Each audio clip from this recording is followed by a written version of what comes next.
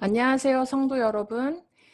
저번 주에는 세상의 소금으로서 신앙인의 정체성에 대해서 알아보았습니다.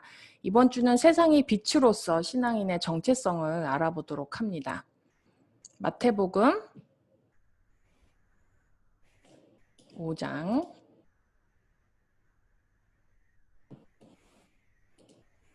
마태복음 5장 14절에서 16절 오늘 본문 다 같이 읽도록 하겠습니다.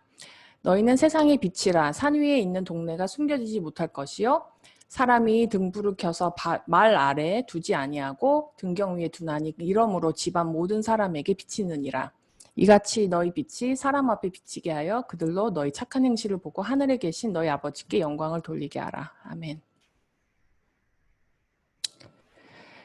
저번 주에 말씀드린 세상의 소금 복습하겠습니다. 소금은 신앙인의 정체성 중에서 거룩함과 의로움에 속하는 것이며 진리의 말씀으로 마음을 씻어내는 작업을 거룩이라고 배웠습니다. 그에 이어서 오늘 말씀드릴 세상의 빛은 영광에 속하는 신앙인의 정체성입니다. 오늘은 그 영광에 대하여 함께 말씀 나누도록 하겠습니다. 잠깐 기도하겠습니다.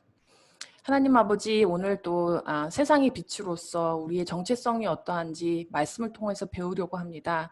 이 정체성을 정확하게 알므로써 우리가 정말 이 세상에서 어떻게 살아내야 되고 우리가 이 구원을 어떻게 이루어내야 되는지 확실히 알 수 있도록 저희들에게 정말 듣는 귀와 듣는 마음을 허락하여 주시고 이것을 정말 믿을 수 있는 믿음도 허락하여 주시옵소서. 주여 정말 감사드리오며 예수 그리스도의 이름으로 간절히 기도합니다. 아멘.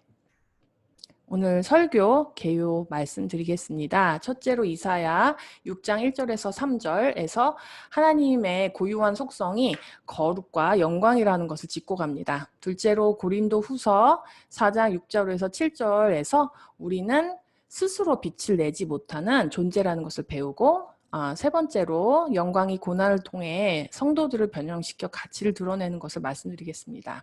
마지막으로 요한계시록에서 구원의 완성인 새 예루살렘이 성도들이 하나님의 영광을 비추어내는 보석이 되는 것을 말씀드립니다. 영광이라고 하면 하나님의 임재에서 나타나는 광채 또는 빛남을 말합니다. 영광은 거룩과 마찬가지로 하나님의 근본되는 성격 또는 하나님의 나타나심을 말할 때 사용합니다. 우리 다 같이 이사야 6장 1절에서 3절 읽겠습니다. 시작. 오시야 왕이 죽던 해에 내가 본즉 주께서 높이 들린 보좌에 앉으셨는데 그의 옷자락은 성전에 가득하였고 스랍들이 모시고 섰는데 각기 6날개가 있어 그 둘로는 자기의 얼굴을 가리었고 그 둘로는 자기의 발을 가리었고 그 둘로는 날며 서로 불러 이르되 거룩하다 거룩하다 거룩하다 만군의 여호와여 그의 영광이 온 땅에 충만하더라. 3절에서 읽은 것과 같이 하나님을 천사들이 표현을 할 때 거룩하고 영광이 충만하시다 이렇게 두 단어로 표현하는 것을 볼 수 있습니다. 거룩과 영광은 하나님의 근본적인 성품이십니다. 이러한 하나님의 임재로 말미암은 영광을 신약에서 예수님을 표현할 때 사용합니다. 다 같이 히브리서 1장 3절 다 같이 읽겠습니다. 이는 그러니까 여기서 이는 예수 그리스도는 하나님의 영광의 광채시요 그 본체의 형상이시라. 구약시대는 하나님의 영광을 보면 살아남지 못하기 때문에 모세도 하나님의 뒷모습만을 볼 수 있었어요. 그런데 신약시대 예수님을 하나님의 영광의 형체로 우리 눈에 볼 수 있게 해주신 겁니다. 사람이 눈으로 볼 수 없었던 하나님의 영광의 광채를 예수님을 통해 보게 된 것이죠. 성경에 나오는 어떤 사람도 그 아무리 출중하고 위대한 인물이라 할지라도 사람을 설명할 때 영광이라든지 빛이란 말로 설명한 사례가 없습니다. 구약 성경에서는 유일하신 하나님을 설명할 때, 신약 성경에서는 예수 그리스도의 본질을 설명할 때만 한해서 영광 또는 빛이란 단어를 사용했습니다. 하나님의 영광은 사람이 스스로 발휘할 수 있는 능력이 아닙니다. 내 안에 스스로 빛을 비출 수 있는 능력이 있는 것이 아니라 오직 한 빛이시고 유일하신 영광이신 하나님을 반사시켜서 빛을 내는 거예요. 우리들은 우리가 능력이 뛰어나면 하나님께 영광을 돌릴 수 있다는 착각을 안고 사는 것 같아요. 특별히 운동하시는 분들이나 음악하시는 분들, 이렇게 특기가 있으신 분들, 그런 신앙인들 가끔씩 말하는 거 좀 들어보면 하나님께 영광을 돌리고 싶어요. 뭐 이렇게 말하는 것을 들을 수 있어요. 그 의미인즉슨 내가 뭐 다 그런 것은 아니지만 그 의미를 좀 생각해 본다면 내가 뼈를 깎는 노력을 해서 값진 결과를 얻을 때 하나님께 이 명예를 돌리겠다는 뜻쯤 될 것 같습니다. 저도 음악하면서 이런 말 많이 해봐서 그래서 그 의미를 좀 알 것 같아요. 그러나 안타깝게도 사람에게는 아무리 노력을 해도 영광을 나타내거나 하나님께 영광을 돌릴 수 있는 그 아무런 본질적 속성이 없습니다. 그러니까 하나님께 영광을 돌린다는 말은 엄밀히 따져보면 절대 불가능한 일을 하나님께 약속하는 것이나 마찬가지라고 할 수 있겠습니다. 고린도 후서 4장 6절에서 7절 다 함께 읽어보겠습니다. 시작. 어두운 데에 빛이 비치라 말씀하셨던 그 하나님께서 예수 그리스도의 얼굴에 있는 하나님의 영광을 아는 빛을 우리 마음에 비추셨느니라. 우리가 이 보배를 질그릇에 가졌으니 이는 심히 큰 능력은 하나님께 있고 우리에게 있지 아니함을 알게 하려 함이라. 이 말씀을 보면 하나님의 영광을 아는 빛을 우리 마음에 비췄다고 하죠. 그런데 영광을 아는 빛을 우리 마음에 비췄다는 말이 도대체 무슨 의미인가 이 말이죠. 7절이 6절의 애매모함을 정확하게 설명해 줍니다. 우리는 질그릇이다. 질그릇은 그릇 중에서도 그냥 막 쓰는 그릇이에요.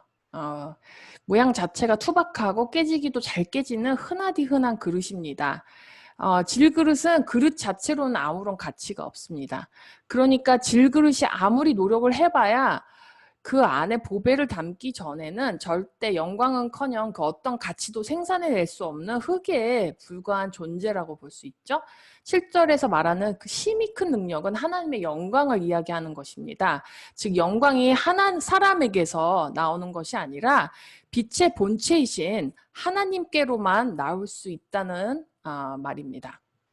제가 2019년 여름에 네덜란드에서 거기 갔을 때 있었던 이야기를 좀 나눠보고 싶어요. 컨퍼런스에 제 발표를 하러 갔는데 컨퍼런스를 주로 이렇게 다른 외국에서 하게 되면 주로 여행 패키지도 이렇게 좀 같이 끼워줍니다. 그런데 난데없이 다이아몬드 공장 헤드쿼터가 코스 중에 하나인 거예요. 뭐 다이아몬드 사라고 관광객들 호객하는 코스구만 하고 난 다이아몬드 살 일 없으니까 그냥 하는 수 없이 가긴 했습니다. 갓산 다이아몬드라고 세계적으로 유명한 다이아몬드 깎는 회사라고 그러더라고요. 근데 네덜란드 관광 코스 중에서 사실은 제일 은혜 받고 온 곳이 갓산 다이아몬드 헤드쿼터입니다. 갓산에 가니까 다이아몬드 박물관이 있고 다이아몬드 공정 과정을 이렇게 쫙 보여줍니다. 다이아몬드 깎기 전 상태를 보여주는데요. 다이아몬드인지 전혀 알 수 없는 그냥 돌멩이 같이 보입니다. 근데요, 이렇게 과학 시간에 다들 배우신 거 기억하시는지 모르겠는데 모스 스케일이라고 있거든요. 근데 모스 스케일에서도 다이아몬드가 제일 단단한 광석이기 때문에 다이아몬드를 1캐럿 깎는데 4시간에서 8시간이 걸린다고 합니다. 저는요, 갓산 다이아몬드 공장 방문 전에는 다이아몬드 가치는 그냥 우선 크면은 엄청 비싸다고 그렇게 알았어요.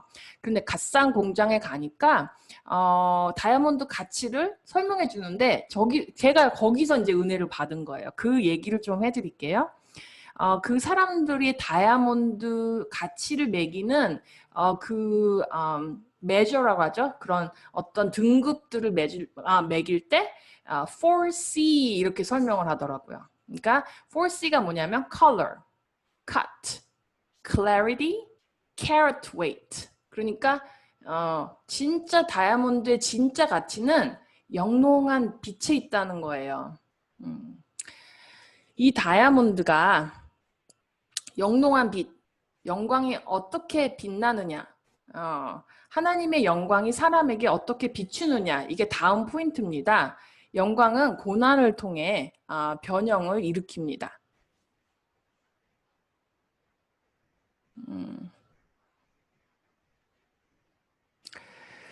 로마서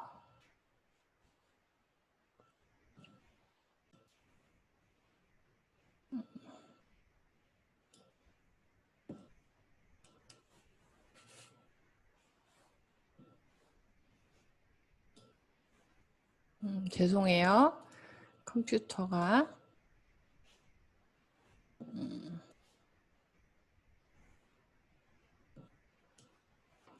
로마서 8장 18절 다 같이 읽겠습니다.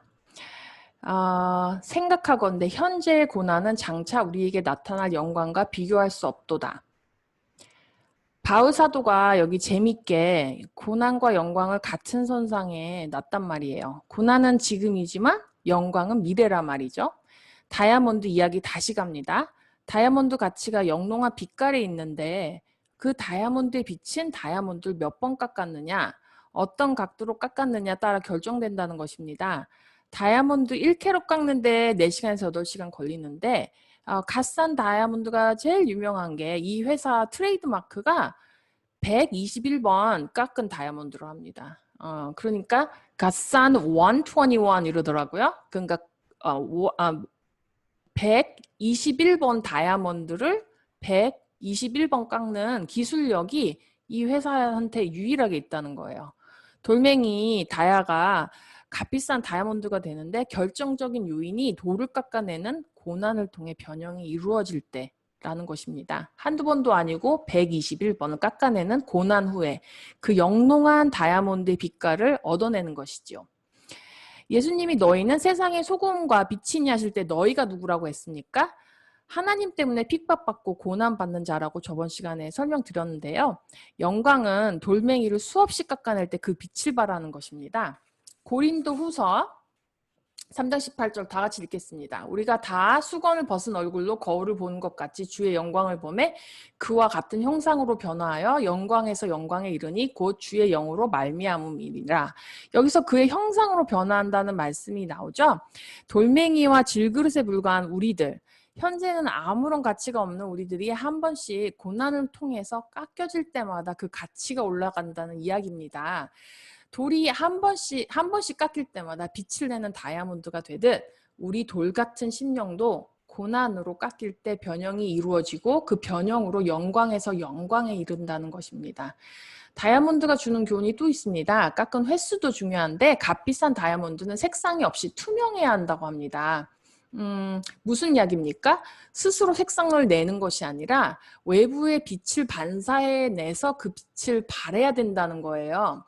좀 전에 말씀드렸듯이 사람이 스스로 빛을 내는 것이 아니라 하나님의 영광을 반사해서 빛을 낸다는 말씀 기억나시죠? 내 생각, 내 의견, 내 지식, 내 의지, 내 경험 유지하면서 다이아몬드를 만들 수 있습니까?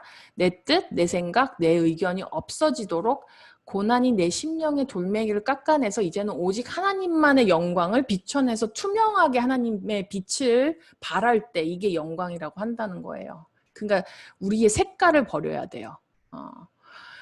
다이아몬드 중에 색깔이 있는 다이아몬드가 없죠. 121번 깎여서 투명한 빛을 비추는 다이아몬드가 바로 우리를 너희는 세상의 빛이다 라고 부르신 것 아니겠습니까? 마태복음 5장 다시 돌아가겠습니다. 마태복음 5장 3절 다 같이 읽을게요. 시작. 심령이 가난한 자는 복이 있나니 천국이 그들의 것이미요. 여기서 말하는 심령이 가난한 자는 바로 내 스스로의 빛을 다 버리고 하나님의 영광의 빛만 비출 수 있다는 조건이 갖추어진 상태를 말합니다. 심령에 내 빛이 없는 거예요. 내 뜻, 내 의견, 내가 하고 싶은 거 다 없어진 사람. 그것이 바로 심령이 가난한 자. 무엇을 약속하셨어요? 천국이 그들의 것이미요. 그럼 천국이 무엇입니까? 예수 그리스도 그 자체가 천국이세요. 예수 그리스도는 또 무엇입니까? 하나님의 영광의 광채. 우리 히브리서 3장 1절에서 배웠죠? 하나님의 나타나심. 그 영광의 광채 그 자체. 내 뜻과 내 의지와 생각을 죽인 사람들, 심령이 가난한 사람들, 투명한 다이아몬드, 이런 것들은 하나님의 영광의 광채가 그들 것이라는 거예요. 대단하죠. 이러한 이유 때문에 하나님은 우리의 궁극적인 목표를 보석 만드는 것에 두셨어요. 구원의 마지막 완성은 성도들이 보석이 되는 것입니다. 성경의 제일 마지막 권인 요한계시록 21장에는 새 예루살렘 성이 새하늘과 새 땅에 세워집니다. 이것은 이제 예수님이 완전히 사단을 이기시고 난 후에 세워지는 영원한 하나님의 나라입니다. 이 새 예루살렘은 마지막으로 구원을 다 이루어낸 성도들을 의미합니다. 건물이 아니에요. 성도들을 말하는 거예요. 우리 다 함께 요한계시록 21장 10절 11절 읽겠습니다. 시작. 성령으로 나를 데리고 크고 높은 산으로 올라가 하나님께로부터 하늘에서 내려오는 거룩한 성 예루살렘을 보이니 하나님의 영광이 있어 그 성의 빛이 지극히 귀한 보석 같고 벽옥과 수정같이 맑더라. 11절 주목하시기 바랍니다. 하나님의 영광이 있어 그 성의 빛이 지극히 귀한 보석과 같고 이렇게 표현했죠. 그러니까 구원을 완성한 성도들이 무엇입니까? 하나님의 영광을 비추어내는 빛을 내는 귀한 보석이라는 것입니다. 자, 이제 출애굽기 28장 21절 가겠습니다. 이 보석들은 이스라엘 아들들의 이름대로 12이라.